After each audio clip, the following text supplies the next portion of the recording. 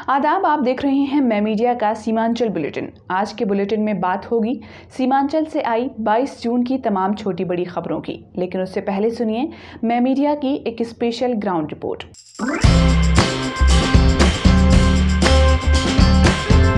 अररिया जिले के फुलकाहा थाना क्षेत्र के धरकार टोला निवासी 37 वर्षीय नरेश ठाकर पेशे से दिहाड़ी मजदूर थे। वे महादलित समुदाय से थे और भूमिहीन थे। नरेश घर पर रहते तो बांस से टोकरी बनाकर बेचते और घर पर काम मंदा हो जाता तो दिल्ली या पंजाब में मजदूरी करने चले जाते थे। नरेश टोकरी बनाने के लिए बांस लेने जा रहे थे कि रास्ते में ही फुलकाहा थाने की पुलिस उन्हें शराब पीने के आरोप में पकड़कर थाने ले गई। इसके एक हफ्ते बाद 14 जून की शाम को थाने से खबर आई कि नरेश की मृत्यु हो गई है। इस खबर के बाद नरेश की पत्नी सोल्टी देवी ने आरोप लगाया कि पुलिस ने उनके पति को बेरहमी से पीटा, इसलिए उसकी मृत्यु हुई, या फिर जानबूझकर पुलिस वालों ने उसकी हत्या कर दी है। जिले के एसपी अशोक कुमार सिंह को दिए गए आवेदन में उन्होंने पुलिस पर जाति सूचक टिप्पणी करने और उनके पति को छोड़ने के एवज में 5,000 रुपये घूस मांगने का भी संगीन आरोप लगाया है। सोल्टी देवी का कहना है कि नरेश की हालत काफ़ी गंभीर थी और उन्हें इलाज की ज़रूरत थी। वहीं फुलकाहा थाने के एसएचओ ने इन आरोपों को सिरे से खारिज करते हुए कहा है कि थाने में किसी ने उसे एक छड़ी भी नहीं मारी है, वह शराब का आदी था। पुलिस ने अपनी एफआईआर में कहा है कि 8 जून को पुलिस को सूचना मिली थी कि एक व्यक्ति नेपाल से देशी शराब खरीदकर फुलकाहा बाजार जा रहा था। इस सूचना के बाद पुलिस कुनकुन देवी हाई स्कूल के पास पहुंचकर छिप गई। पुलिस के मुताबिक सुबह 10:30 बजे उन्होंने देखा कि एक व्यक्ति हाथ में प्लास्टिक लेकर आ रहा है। पुलिस को देखकर वह भागने लगा तो पुलिस ने पीछा कर उसे पकड़ लिया और उसके प्लास्टिक बैग से 3 लीटर देशी शराब बरामद की। लेकिन सोल्टी देवी और स्थानीय ग्रामीणों का कहना है कि नरेश को 7 जून की सुबह गिरफ्तार किया गया था। मृतक के परिजन हालांकि इस बात से इनकार नहीं कर रहे हैं कि नरेश कभी कभार देसी शराब पी लिया करते थे, लेकिन उनका सवाल है कि क्या सिर्फ शराब पीने के चलते पुलिस नरेश को इतनी बेरहमी से मारकर जान ले सकती है। उन्होंने एसपी से आवेदन में जिम्मेदार पुलिस व जेल अधिकारियों पर हत्या का मुकदमा दर्ज कर उन्हें तुरंत बर्खास्त करने की मांग की है।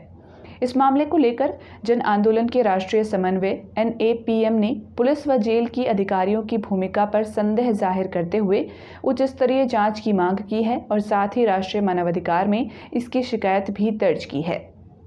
इस मामले की पूरी रिपोर्ट आप हमारी वेबसाइट mymedia.in पर पढ़ सकते हैं। किशनगंज जिले के ठाकुरगंज प्रखंड अंतर्गत पुआखली नगर पंचायत में नव प्राथमिक विद्यालय तेलभिट्टा कनकई नदी के कटाव के कारण विलीन होने की कगार पर है। ग्रामीण व प्रधान अध्यापक स्कूल को बचाने के लिए शिक्षा विभाग से शिकायत कर कर के थक गए हैं, लेकिन विभाग से कोई रिस्पांस नहीं आया है। वहीं नदी का कटाव तेज होने से 2000 आबादी वाले तेलभिट्टा गांव का अस्तित्व भी खतरे में पड़ गया है। अब तक सैकड़ों एकड़ खेती योग्य जमीन नदी में विलीन हो चुकी है। ग्रामीण जिला प्रशासन से गांव बचाने के लिए जल्द से जल्द कटाव निरोधी कार्य करवाने की मांग कर रहे हैं। वहीं मौके पर जांच के लिए पहुंचे अंचलाधिकारी ने कहा कि मामले की जानकारी जिला पदाधिकारी को दी जाएगी और गांव को कटाव से बचाने के लिए हर संभव प्रयास किए जाएंगे। उत्तर दिनाजपुर में ग्वालपोखर प्रखंड के मजलिसपुर इलाके में जर्जर सड़क पर धान के पौधे रोपकर धरना प्रदर्शन किया गया, जहां सड़क मरम्मत की मांग को लेकर लंबे समय से कई गांवों के लोग धरना दे रहे हैं। बरसात के मौसम की शुरुआत में ही यहां के बड़े बड़े गड्ढों में पानी इकट्ठा होने के कारण हादसे हो रहे हैं। खासकर मरीजों को एम्बुलेंस से अस्पताल ले जाने में समस्या होती है। ये ग्वालपोखर ब्लॉक और थाना इस्लामपुर, मजलिसपुर, धर्मपुर और चूरापट्टी सहित कई गांवों की ओर जाने वाली एकमात्र सड़क है, लेकिन स्थानीय ग्राम पंचायत या प्रशासन की इस पर नजर नहीं है। इसलिए बुधवार को स्थानीय लोगों ने इस सड़क के एक बड़े गड्ढे में जमा पानी में धान की पौध रोपकर सड़क मरम्मती की मांग को लेकर धरना दिया। हालांकि स्थानीय ग्राम पंचायत के उप प्रधान ने आश्वासन दिया कि क्षेत्र की समस्याओं को उच्च स्तर के प्रशासन को सूचित करने के बाद जल्द ही सड़क की मरम्मत की जाएगी। अररिया जोकीहाट थाना पुलिस ने गुप्त सूचना के आधार पर शौचालय की टंकी साफ करने वाले वाहन से 813 लीटर शराब बरामद की, साथ ही ट्रैक्टर चालक को भी गिरफ्तार किया है। ट्रैक्टर चालक गोपाल चौपाल भरगामा थाना क्षेत्र का रहने वाला है। जोकीहाट थाना अध्यक्ष घनश्याम कुमार ने बताया कि पुलिस को गुप्त सूचना मिली थी कि बंगाल से विदेशी शराब की एक बड़ी खेप जोकीहाट के रास्ते गुजरने वाली है। इस सूचना पर पुलिस टीम ने जिले की सीमा चरघरिया के समीप NH 327E पर नाकाबंदी की हुई थी। तभी शौचालय की टंकी सफाई करने वाले सेफ्टी टैंक व ट्रैक्टर को शक के आधार पर रोका गया, जिसकी जांच करने पर 813 लीटर विदेशी शराब बरामद हुई। जब्त शराब की कीमत लाखों में बताई जा रही है। गिरफ्तार तस्कर को न्यायिक हिरासत में भेज दिया गया है। सिलीगुड़ी महकमा परिषद क्षेत्र के भारत नेपाल सीमा से सटे झापूजोत में वन विभाग ने दल से अलग एक हाथी के बच्चे को बरामद किया। दिन में हाथी के बच्चे को देख स्थानीय लोगों ने वन विभाग को सूचित किया। बुधवार को यह खबर पाकर तुकुरिया व बागडोगरा वन विभाग के जवान मौके पर पहुंचे, जिसके बाद हाथी के बच्चे को बरामद कर बागडोगरा हवाई अड्डे पर ताइपू बीट कार्यालय भेजा गया। उत्तर दिनाजपुर में इस्लामपुर प्रखंड के रामपुर गांव में सेतुआरी नदी पर बना पुल भारी बारिश के कारण पानी में डूब गया है और इससे किसी भी समय बड़ा हादसा होने की आशंका है। उत्तर दिनाजपुर में भारी बारिश के कारण नदी का जलस्तर बढ़ गया और पूरा पुल पानी में डूब गया है।